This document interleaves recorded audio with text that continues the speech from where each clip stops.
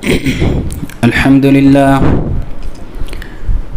لله نحمده ونستعينه ونستغفره ونعوذ بالله من شرور أنفسنا ومن سيئات أعمالنا من يهده الله فلا مضل له ومن يضلله فلا هادي له وأشهد أن لا إله إلا الله وحده لا شريك له وأشهد أن محمدًا عبده ورسوله يا أيها الذين آمنوا اتقوا الله حق تقاته ولا تموتن إلا وأنتم مسلمون يا أيها الناس اتقوا ربكم الذي خلقكم من نفس واحدة وخلق منها زوجها وبث منهما رجالا كثيرا ونساء واتقوا الله الذي تساءلون به والأرحام إن الله كان عليكم رقيبا يا أيها الذين آمنوا اتقوا الله وقولوا قولا سديدا يصلح لكم أعمالكم ويغفر لكم ذنوبكم ومن يطع الله ورسوله فقد فاز فوزا عظيما أما بعد فإن خير الحديث كتاب الله وخير الهدي هدي محمد صلى الله عليه وسلم وشر الأمور محدثاتها وكل محدثة بدعة وكل بدعة ضلالة وكل ضلالة في النار. أعوذ بالله من الشيطان الرجيم. بسم الله الرحمن الرحيم. قال الله تبارك وتعالى في الكلام المجيد والفرقان الحميد اتخذوا أحبارهم ورهبانهم أربابا من دون الله. وعن أبي سعيد الخدري رضي الله تعالى عنه أن النبي صلى الله عليه وسلم قال لتتبعن سنن من قبلكم شبرا بشبر وذراعا بذراع حتى لو سلكوا جهر ضب لسلكتموه. قالوا فقلنا يا رسول الله صلى الله عليه وسلم اليهود والنصارى. قال النبي صلى الله عليه وسلم فمن. متفق علیہ. حاضرین جمعہ، معزز سامعین کرام، پردے کی آڑ میں بیٹھی ہوئی اسلامی خواتین، تمام قسم کی تعریف، ہر طرح کی حمد و ثنا، بڑائی، کبریائی، بزرگی سب اللہ رب العالمین کے لیے لائق اور زیبا ہے، جو ہمارا خالق ہے، مالک ہے، مربی اور پالنہار ہے. درود و سلام نازل ہوں تمام نبیوں پر، اور خصوصاً بالخصوص ہمارے آخری نبی جناب محمد الرسول اللہ صلی اللہ علیہ وسلم پر. آج کے اس خطبہ جمعہ میں جس موضوع پر آپ کے سامنے کچھ باتیں رکھنے کی کوشش کروں گا، وہ موضوع ہے نبی کریم صلی اللہ علیہ وسلم کی پیشین گوئی اور ہمارے اعمال.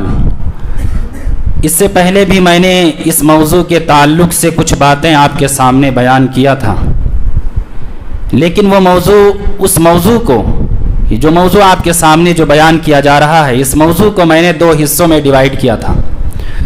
دو حصوں میں میں نے اس کو تقسیم کیا تھا. ایک وہ حصہ جو نبی کریم صلی اللہ علیہ وسلم نے واقعات کے تعلق سے بیان کیا تھا. آج کا جو موضوع ہے، میں دوسرے حصے کو آپ کے سامنے بیان کرنا چاہتا ہوں کہ وہ آپ صلی اللہ علیہ وسلم کی وہ پیشین گوئی جس کا تعلق ہمارے اعمال سے ہے.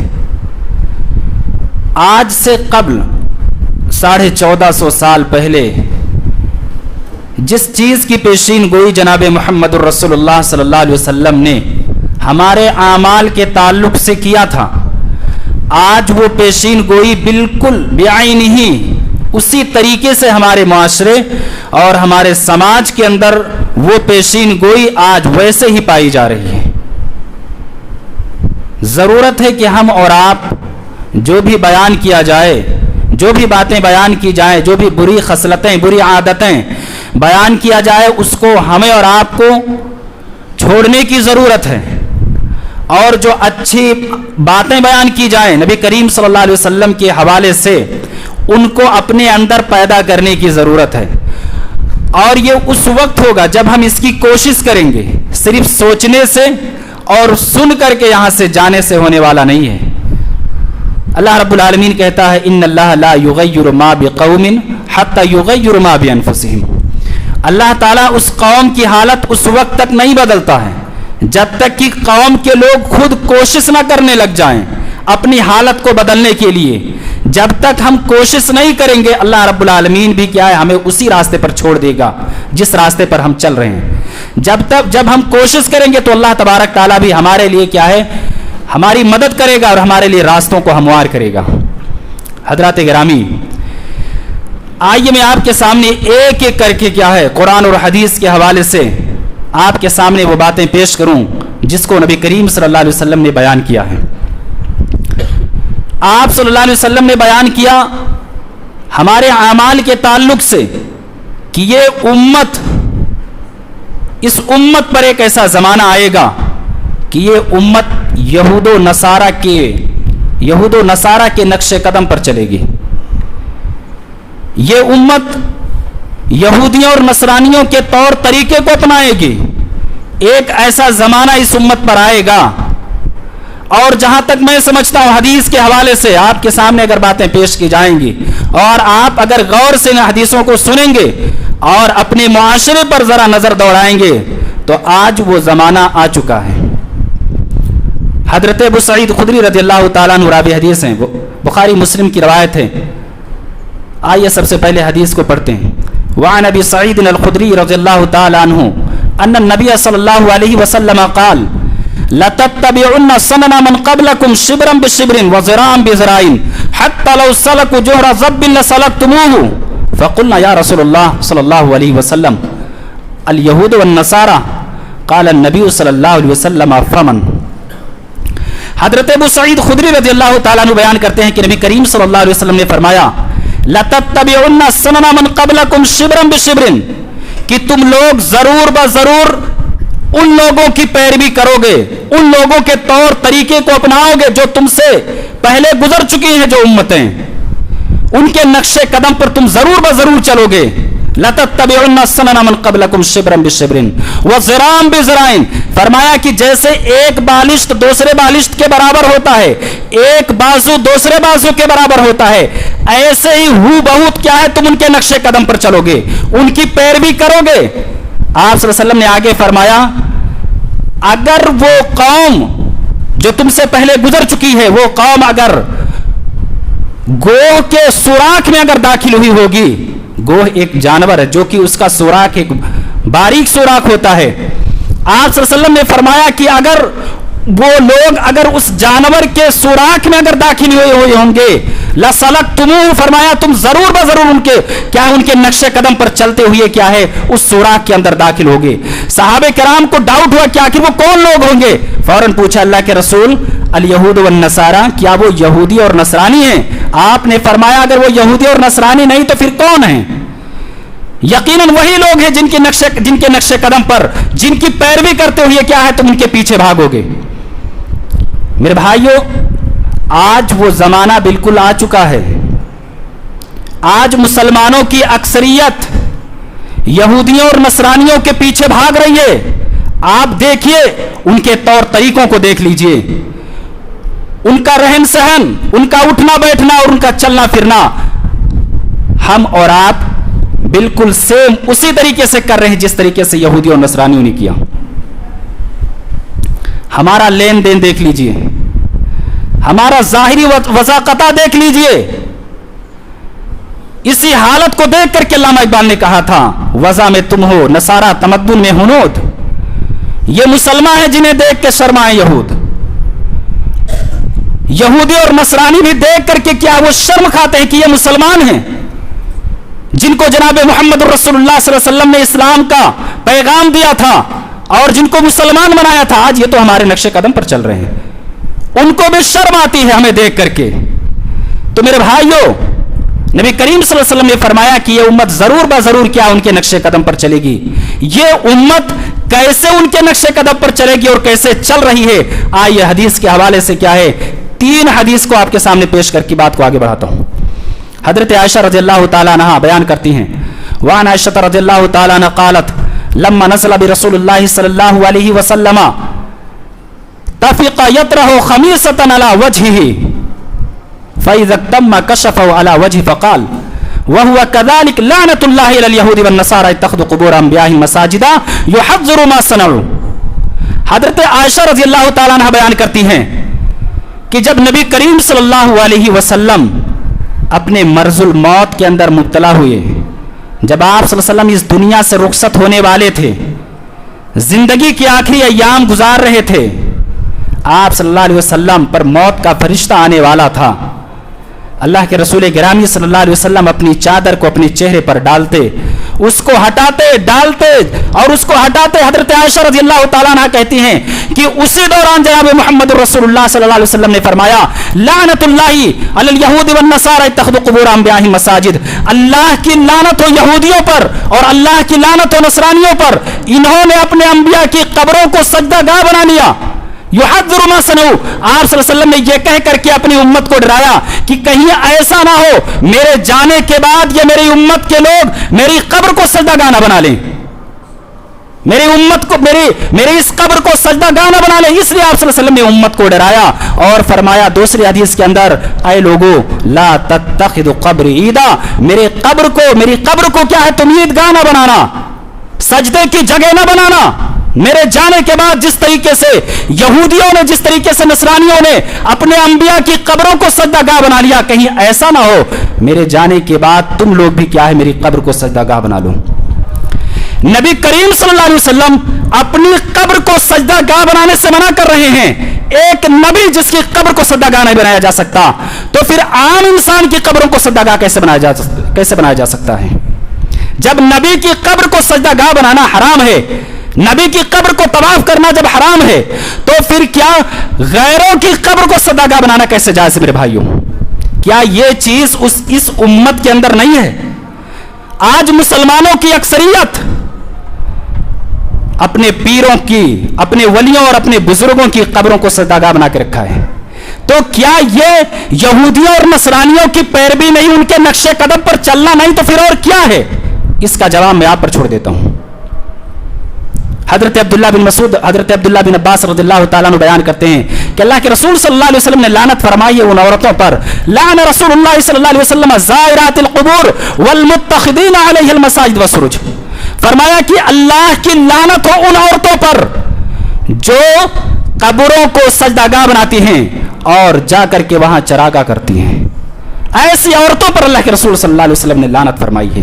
तो मेरे भाइयों, ये पहली चीज जो उम्मत के अंदर ये चीज पाई जा रही है कि आज मुसलमानों की अक्सरियत कब्रों पर जाकर के क्या है अपनी मुरादों का सवाल करता है, अपनी मुरादें वहां मांगता है। अल्लाह के रसूल सल्लल्लाहु अलैहि वसल्लम ने ऐसे लोगों पर लानत फरमाई है। दूसरी हदीस अल्लाह रब्बुल आलमीन कुरान करीम के अंदर फरमाता है इत्तख़ज़ू अहबारहुम व रुहबानहुम अरबाबम मिन दुनिल्लाह, कि इन लोगों ने अपने दुर्वेशों को, अपने आलिमों को और अपने वलियों को अल्लाह को छोड़ करके अपना रब बना लिया।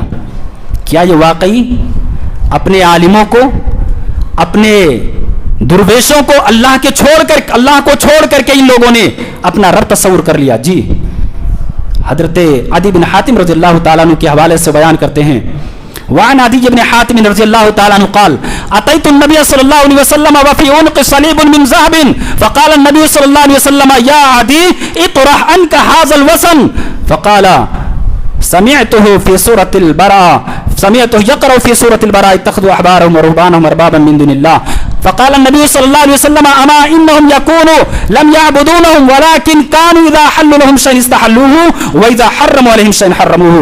रवाहु तिर्मिज़ी। इमाम तिर्मिज़ी रहमतुल्लाह अलैहि ने इस हदीस को नकल किया। रावी हदीस हज़रत अदी बिन हातिम रज़ियल्लाहु ताला अन्हु। हज़रत अदी बिन हातिम रज़ियल्लाहु ताला अन्हु कहते हैं कि मैं अल्लाह के रसूल सल्लल्लाहु अलैहि वसल्लम के पास आया और उस वक्त मेरे गले में क्या है सोने का सलीब था, सोने का सलीब था। अल्लाह के रसूल सल्लल्लाहु अलैहि वसल्लम ने फरमाया, ऐ अदी ये जो तुमने पहन रखा है ये बूत है, इसको निकाल करके फेंक दो। حضرت علی کہتے ہیں کہ جب آپ صلی اللہ علیہ وسلم یہ کہہ رہے تھے میں نے آپ صلی اللہ علیہ وسلم کو سورہ توبہ کی آیت کریمہ تلاوت کرتے ہوئے سنا. آپ نے فرمایا اتخذوا احبارهم ورهبانهم اربابا من دون اللہ, ان لوگوں نے اللہ کو چھوڑ کر کے اپنے درویشوں کو, اپنے ولیوں کو اللہ تصور کر رکھا ہے, رب بنا لیا.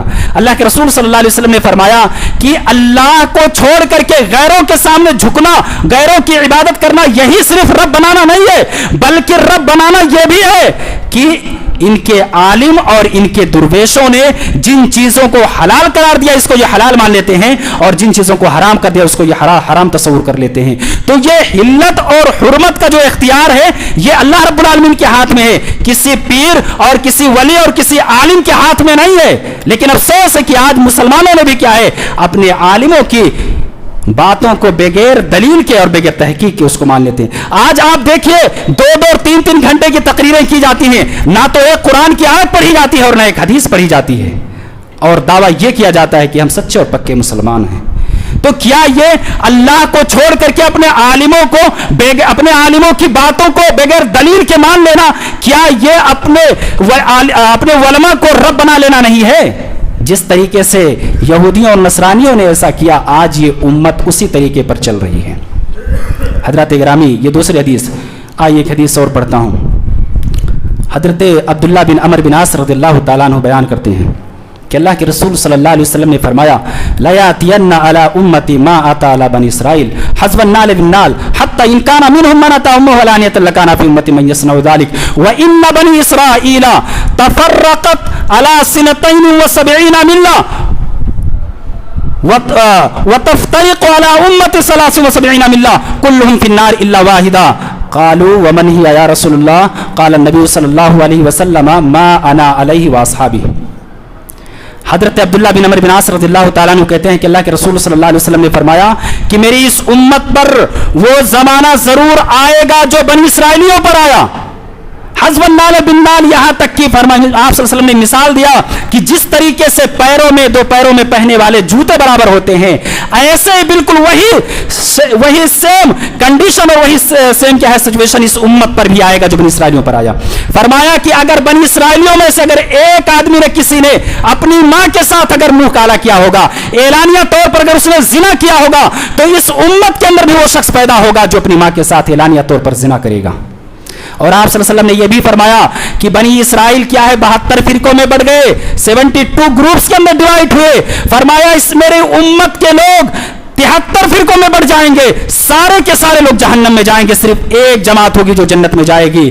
صحابہ کرام نے پوچھا اللہ کے رسول وہ کون جماعت ہوگی جو جنت میں جائے گی؟ آپ نے یہ نہیں کہا کہ کیا ہے وہ اہل حدیث جنت میں جائے گا, آپ نے کیا نام نہیں لیا کہ دیوبندی جنت میں جائے گا, حنفی جنت میں جائے گا یا بریلوی جنت میں جائے گا.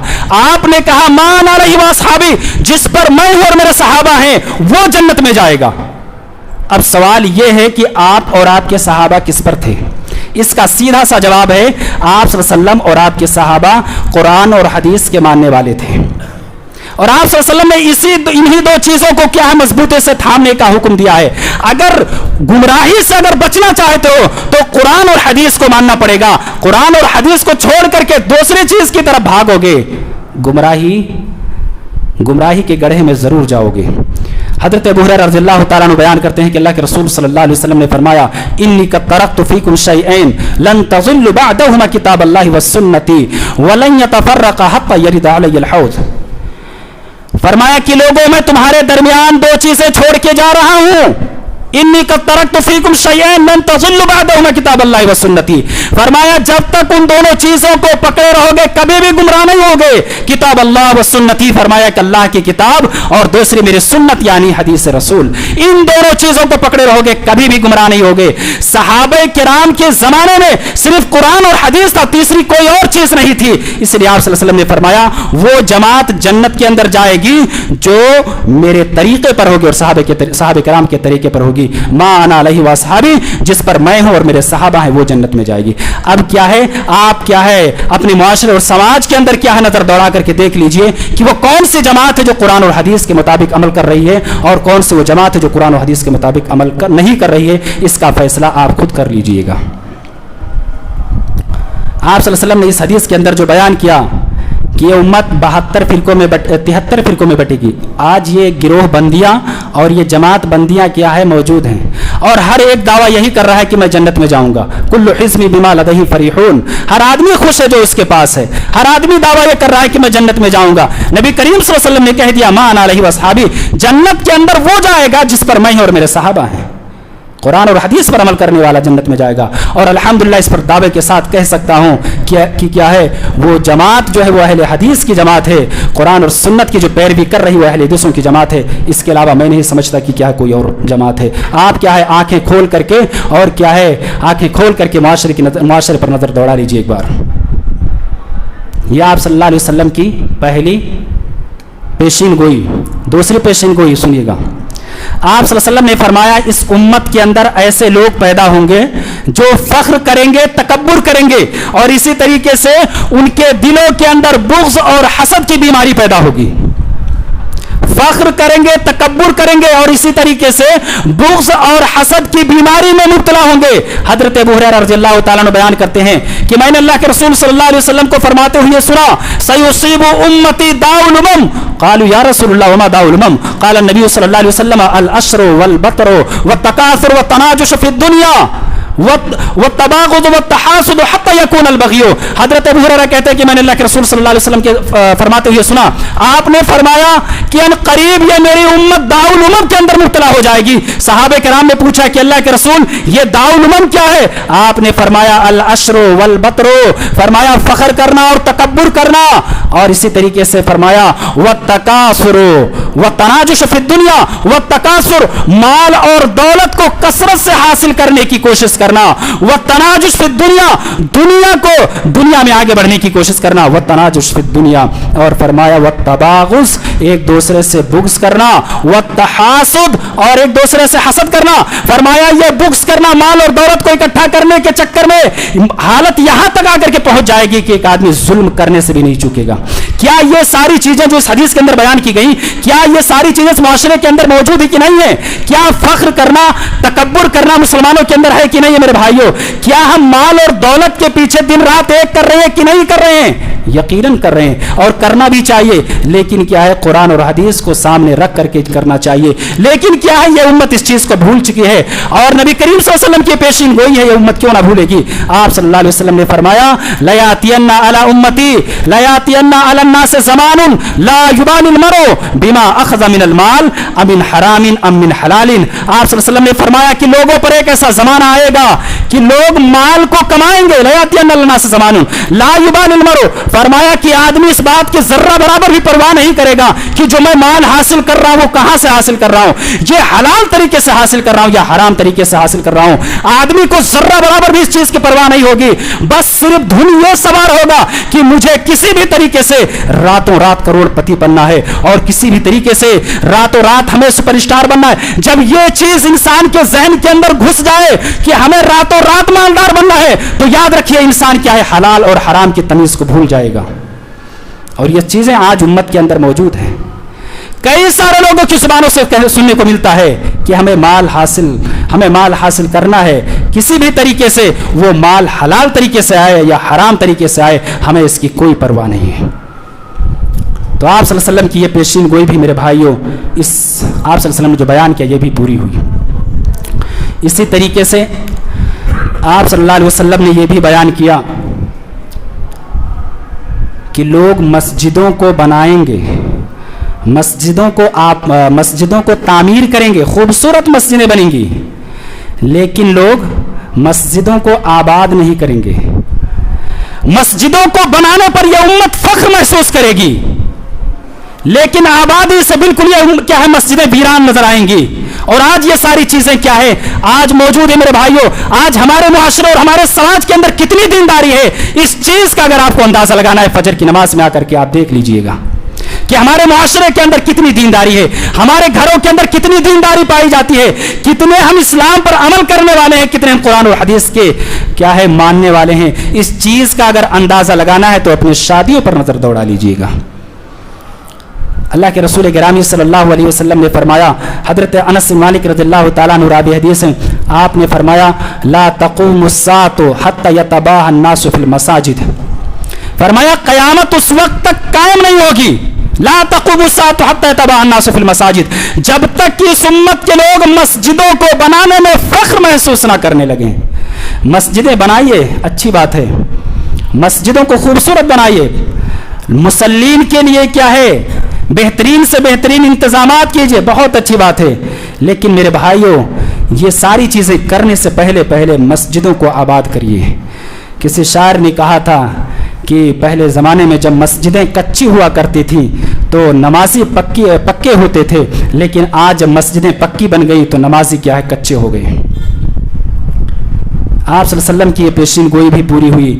آج ہم مسجدوں کو کیا ہے مسجدوں کو خوبصورت بنا رہے ہیں، لیکن مسجدوں کو آباد کرنے سے ہم پیچھے ہٹ رہے ہیں، یا اگر ہم نماز پڑھ رہے ہیں تو گھروں میں پڑھ لیے یا اسی طریقے سے کہیں اور جا کر کے پڑھ لیے۔ میرے بھائیو جب ہم نے اس مسجد کو بنایا ہے تو اس مسجد کو آپ آباد کریے۔ اللہ کے رسول گرامی صلی اللہ علیہ وسلم نے فرمایا، عبداللہ بن عباس رضی اللہ تعالیٰ عنہ راوی حدیث ہیں، آپ نے فرمایا من سمع النداء فلم یاتہ فلا صلاۃ الا من عذر، آپ نے فرمایا کہ جو آدمی اذان کی آواز کو سنے اور وہ مسجد میں نہ آئے فلا صلاۃ لہ، فرمایا کہ اس کی نماز نہیں ہے الا یہ کہ کوئی عذر ہو جس کی بنیاد پر وہ نہ آ سکا ہو مسجد میں۔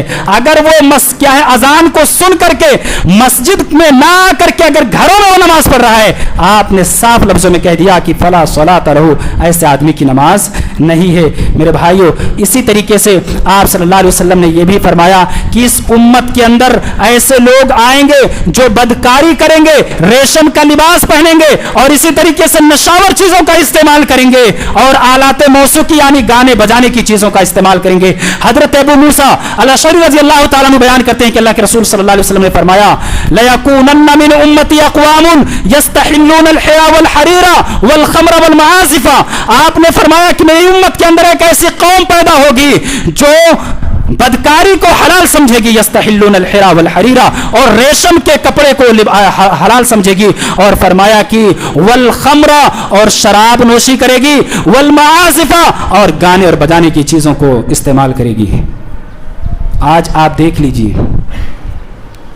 بدکاری کے اڈے کو کھولنے کے لیے باقاعدہ اسلامی ملکوں کے اندر اس کا لائسنس فراہم کیا جاتا ہے، اور جن عورتوں کو ان پر رکھا جاتا ہے سرکار کی جانب سے، گورنمنٹ کی جانب سے کیا ہے ان کو حفاظتی ایک دستہ بھی دیا جاتا ہے۔ یہ آپ صلی اللہ علیہ وسلم کی پیشین گوئی۔ آج آپ دیکھ لیں شراب کی کیا حالت ہے، شرابیوں کی لائن لگی ہوئی ہے شراب کی دکانوں پر۔ میرے بھائیو یہ ساری چیزیں عام ہیں، نبی کریم صلی اللہ علیہ وسلم کی پیشین گوئیاں۔ اسی طریقے سے یہ شراب کے متعلق، ان ساری چیزوں کے متعلق جناب محمد رسول اللہ صلی اللہ علیہ وسلم نے فرمایا کہ سیکون فی امتی خسف وقذف ومسخ، قیل متی ذلک یا رسول اللہ۔ حضرت سہل بن سعد رضی اللہ تعالیٰ عنہ کہتے ہیں کہ اللہ کے رسول صلی اللہ علیہ وسلم نے فرمایا سیکون فی آخر الزمان، آخری زمانے کے اندر اللہ رب العالمین لوگوں کو زمین کے اندر دھسا دے گا، خسف وقذف، لوگوں پر پتھروں کی بارش کی جائے گی، ومسخ، اور لوگوں کے چہروں کو مسخ کر دیا جائے گا، لوگوں کے چہروں کی خوبصورتی کو اللہ تبارک تعالیٰ چھین لے گا۔ صحابہ کرام کو ڈر ہوا کہ کہیں ایسا نہ وہ زمانہ ہمارے اوپر آ جائے۔ اللہ کے رسول صلی اللہ علیہ وسلم سے پوچھا اللہ کے رسول وہ زمانہ کب آئے گا؟ آپ نے فرمایا اذا ظہرت المعازف، جب گانے والیاں عام ہو جائیں، اذا ظہرت المعازف والقینات، اور گانے اور بجانے کی چیزیں عام ہو جائیں، واستحلت الخمر، اور فرمایا کہ جب لوگ شراب کو حلال سمجھ لیں تو سمجھ لیجئے گا کہ وہ زمانہ آ چکا ہے، اور کب تمہیں زمین کے اندر دھسایا جائے، کب تمہارے اوپر پتھروں کی بارش کی جائے، اور کب تمہارے چہروں کو مسخ کر دیا جائے۔ یہ آپ صلی اللہ علیہ وسلم نے بیان فرما دیا کہ شراب عام ہو جائے گا، اسی طریقے سے گانے اور بجانے کی چیزیں عام ہو جائیں گی۔ یہ ساری چیزیں جب عام ہو جائیں تو پھر کیا ہے تم ڈرنا کہ کہیں ایسا نہ ہو کہ کیا اللہ تبارک تعالیٰ ہمارے اوپر پتھروں کی بارش کر دے۔ حضرات گرامی اسی طریقے سے ایک حدیث اور آپ کے سامنے پیش کر کے اپنی بات کو ختم کر رہا ہوں۔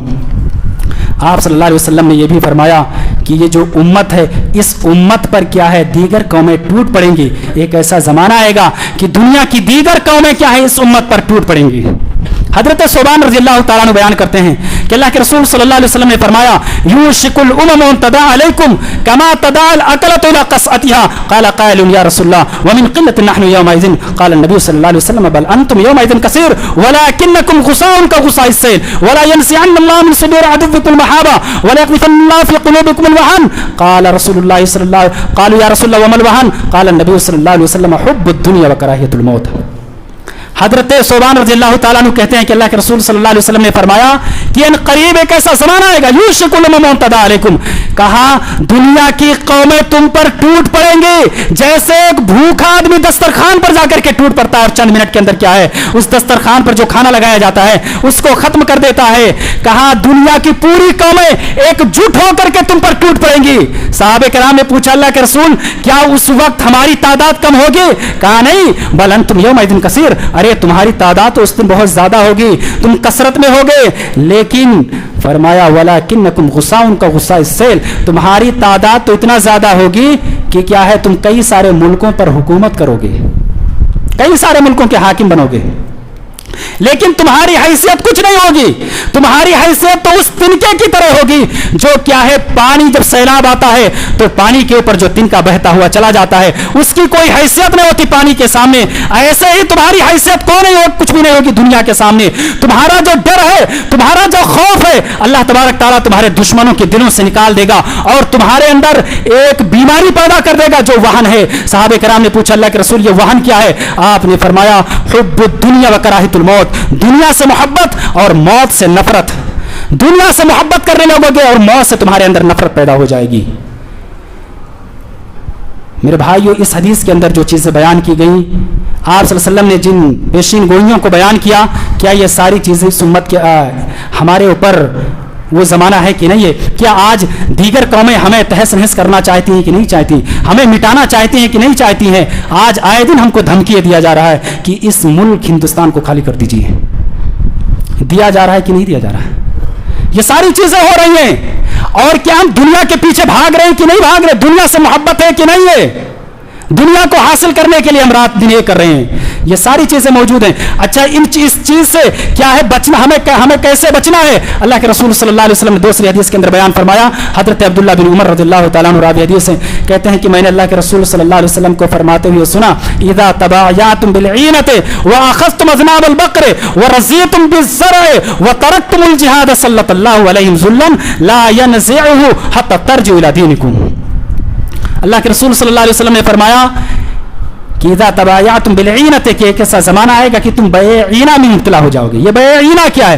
فرمایا وہ تجارت جس کے اندر دھوکہ اور فراڈ ہوگا. تم جھوٹ بول کر کے کیا اپنی تجارت کو پھیلاؤ گے، اپنے بزنس کو پھیلاؤ گے، جھوٹ بولو گے، بات بات پر کیا جھوٹ بولو گے اور اسی طریقے سے خیانت کرو گے، سودی لین دین میں تم مبتلا ہو جاؤ گے. اذا تبايعتم بالعینة واخذتم اذناب البقر، اور کہا گایوں کے دموں کو تم پکڑ لو گے اور جہاد کرنا چھوڑ دو گے. زبان کے ذریعے سے، اپنی مال کے ذریعے سے اور اپنی زبان کے ذریعے سے جہاد کرنا چھوڑ دو گے. جب یہ ساری چیزیں تم کرنا بند کر دو گے سلط اللہ علیہم ذلا، اللہ تبارک تعالیٰ تمہیں ذلیل اور رسوا کر دے گا. اور یہ ذلت و رسوائی اس وقت تک رہے گی جب تک کہ تم دین کی طرف نہ پلٹاؤ.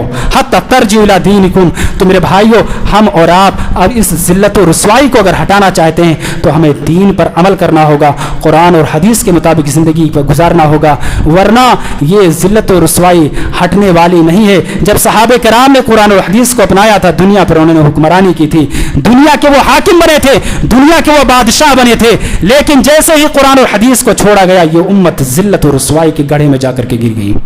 میرے بھائیو یہ وہ چند باتیں تھیں جو آپ کے سامنے قرآن اور حدیث کے حوالے سے پیش کیا گیا کہ اللہ کے رسول صلی اللہ علیہ وسلم نے جو بھی پیشین گوئیاں بیان کی تھیں آج سے 1450 سال پہلے، وہ ساری کی ساری چیزیں کیا ہے اس امت کے اندر موجود ہیں. ضرورت اس بات کی ہے ہم اور آپ جو بھی بری عادتیں ہیں، جو بھی بری خصلتیں ہیں، ہمیں اور آپ کو ان ساری چیزوں کو چھوڑنے کی ضرورت ہے. آئیے ہم سب مل کر کے اللہ تبارک تعالیٰ سے دعا کرتے ہیں کہ الہ العالمین تو ہم تمام لوگوں کو قرآن اور حدیث کے مطابق زندگی گزارنے کی توفیق عطا فرما.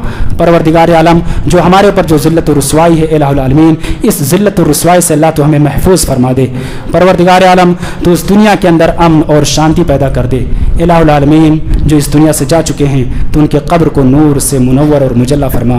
آمین. تقبل یا رب العالمین. وآخر دعوانا الحمدللہ رب العالمین.